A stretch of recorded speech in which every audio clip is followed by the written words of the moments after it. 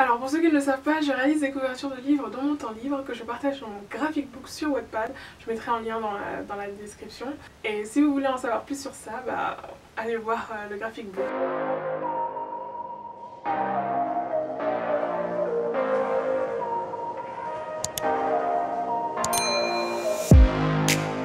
Hey, aujourd'hui je vous retrouve avec une autre vidéo cover. C'est une de ces vidéos où je vous montre comment j'ai réalisé certaines des couvertures de livres que je fais. Alors je pense que je vais en faire une série, j'ai déjà fait plusieurs autres vidéos où je vous montre comment j'ai réalisé des couvertures de livres. Je les mettrai en lien quelque part ici. Et sans plus attendre, on va passer directement au contenu de la vidéo. Alors pour ceux qui ne le savent pas, je réalise des couvertures de livres dans mon temps libre que je partage dans mon graphic book sur Wattpad. Je mettrai un lien dans la description. Et si vous voulez en savoir plus sur ça, allez voir le graphic book, c'est là où j'explique un peu plus de comment ça se passe. Donc aujourd'hui je vais vous expliquer comment j'ai réalisé cette couverture, qui est une couverture que j'ai réalisée pour... Je mets le pseudo ici parce que c'est plus simple. Alors ceux qui ont déjà vu ma première vidéo couverture de livre savent à peu près comment je travaille et je vais encore vous référer à cette vidéo là pour éviter de répéter tous les procédés et passer directement à la partie réalisation de la couverture. Alors juste pour mettre rapidement dans le contexte pour que vous ayez une idée, cette couverture a été réalisée pour une histoire fantastique qui est qualifiée de plutôt sombre par son auteur, donc voilà. La première chose que j'ai commencé par faire, c'est le fond. Le background si on veut. Une chose que j'ai beaucoup aimé avec cette couverture, c'est que c'est la première fois que j'ai réussi à faire un fond avec une seule et même image. En fait, pour l'auteur c'était très important que le fond soit une forêt enneigée. Et après avoir fait une multitude de recherches, il n'y avait pas vraiment d'image qui me satisfaisait pour cette histoire-là, parce que je pose toujours plein de questions pour savoir qu'est-ce que la couverture doit refléter pour vraiment m'imprégner de l'histoire. J'adore faire ça, donc voilà. Et donc il n'y en avait qu'une seule qui me plaisait et je me suis dit bon c'est pas grave, on va essayer de faire avec une seule image. Et voilà, j'ai un peu travaillé cette approche là. De toutes les façons je voulais faire une couverture où je me donnais comme contrainte de faire un fond avec une seule image, donc là j'ai réussi, c'est trop bien. Enfin bref, et oui parce que c'est vrai que je le répète pas tout le temps, mais par principe je choisis de travailler avec des images libres de droit. Donc parmi cette banque d'images libres de droit, il n'y avait pas beaucoup de photos qui m'inspiraient, qui semblaient coller à l'histoire. Donc voilà, j'ai choisi une seule photo. Donc comment est-ce que j'ai fait ça? Alors comme je savais, pendant l'étape disposition de la cover, je savais à peu près ce qui serait en haut, ce qui serait en bas, etc. Et je savais que le fond serait beaucoup plus visible en haut. Donc j'ai choisi de mettre en haut la partie la plus intéressante de l'image que je voulais utiliser. Et donc ensuite j'ai ajouté la même image et pour que ça ait cet effet naturel, j'ai supprimé les parties non intéressantes avec l'effet masque, parce que je travaille avec Photoshop. Et pour qu'on ait juste l'impression comme ça que ce sont des arbres plus longs. Ensuite, comme je voulais quand même que ça paraisse un peu plus naturel pour compléter le fond, ce que j'ai fait c'est que j'ai mis la même image mais à l'envers. Et donc si on regardait l'image, on a l'impression que le chemin de la forêt continue. Et voilà, quand ça me plaisait pas, j'ai rajouté encore une fois l'image. Et comme ça ne me satisfaisait pas encore, j'ai rajouté encore l'image à l'envers pour rallonger le chemin et donner un effet un peu plus... Donc en fait, pour faire le fond, j'ai utilisé 4 fois la même image. Et je suis plutôt satisfaite de moi, je veux dire, je trouve que ça fait un plutôt bon rendu. Ensuite, pour atténuer un peu l'effet collage de photos, même si c'était dissous entre eux, enfin voilà, j'ai rajouté un calque sur lequel, avec un pinceau, j'ai fait des petites zones de... J'aime bien appeler ça brume, parce que pour moi c'est comme de la brume. Mais voilà, j'ai donné des petits coups de pinceau par-ci par-là avec ce calque. Vous voyez ce que ça donne? Donc tout d'un coup ça refroidit entre guillemets l'image qui avait des tons un peu plus chauds. Maintenant les personnages. Alors, j'ai passé tellement de temps à chercher des images de personnages qui correspondaient à ce que l'auteur voulait, parce qu'elle était extrêmement précise dessus. Et c'est pas plus mal parce que moi je veux que ça corresponde totalement à ce que la personne recherche. Donc en vrai, quand vous allez voir ça comme ça, vous allez dire c'était rapide. Mais comme d'habitude, hein, les premières étapes en amont sont celles qui me prennent le plus de temps. Et c'est pour ça que je les intègre pas dans la vidéo, parce que sinon elle serait trop longue cette vidéo. Inutilement trop longue. Enfin bref. Voilà. Donc après ce que j'ai décidé, c'est d'ajouter le personnage. L'auteur voulait 2 personnages sur la couverture. Un personnage féminin, un personnage masculin. personnage féminin a des cheveux super longs, le personnage masculin a des cheveux courts, enfin le classique est clair, très très clair, presque blanc. Donc j'avais à peu près ces données là en tête. Le choix des personnages était très important pour elle. J'ai d'abord mis le personnage féminin, ensuite le personnage masculin.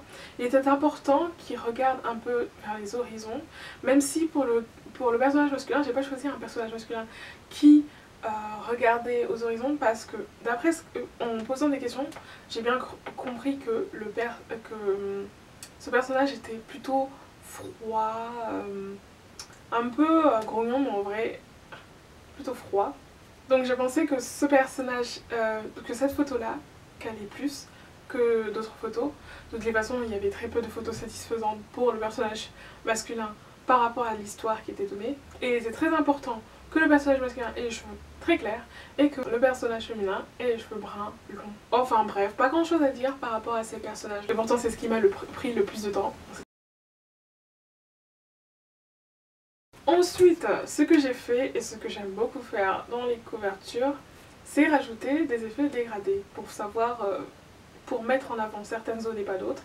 Et là vous pouvez voir ce que ça a donné, puisque ça a permis d'assombrir le bas.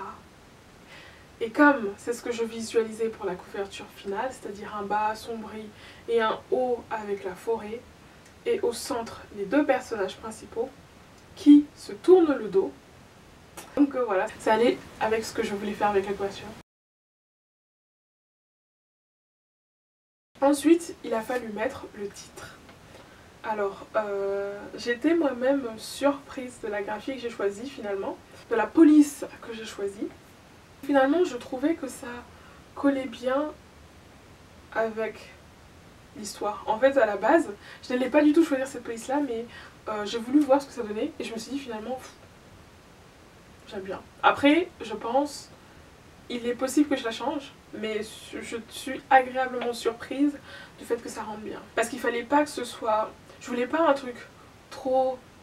une typographie trop droite, parce que j'avais l'impression que ça ne collait pas avec l'histoire. Alors j'ai remarqué que quand je fais des speed art ou quand je vous explique comment j'ai réalisé une couverture, je ne détaille pas trop le style donné à la police d'écriture ou à la typographie. Et pourtant je n'ai pas juste choisi une police et puis c'est tout.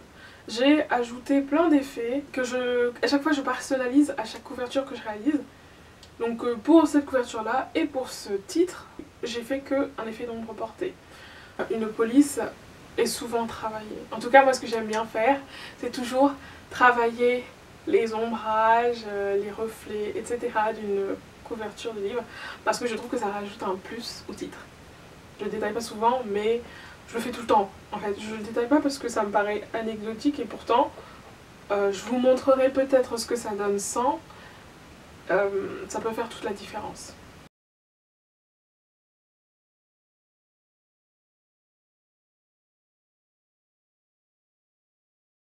Ensuite, j'ai rajouté le sous-titre.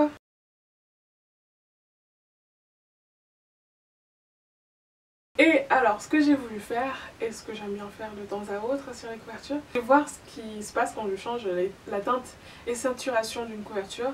Alors c'était pas le but, mais ça aide. Les deux images des personnages n'ont pas du tout la même luminosité ni rien, et donc ajouter une teinte et saturation peut aider. Ça me fait penser d'ailleurs aussi que les images, je ne l'ai pas du tout montré.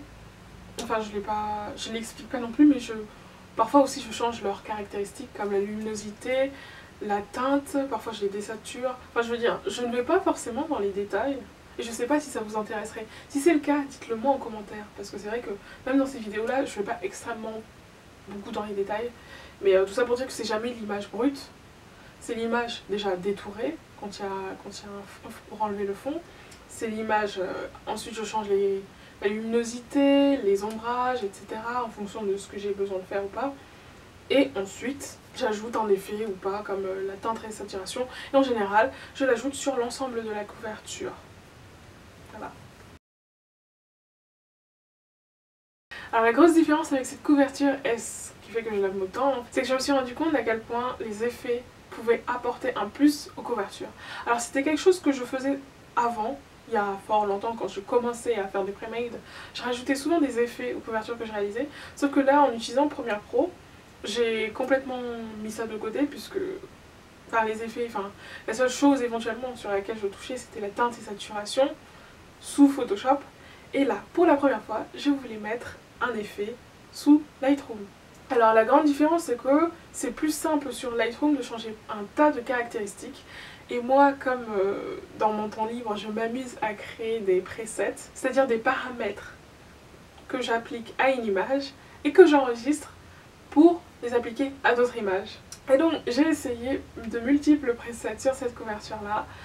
Et d'ailleurs, la couverture finale que j'ai choisie moi a un preset que j'ai réalisé.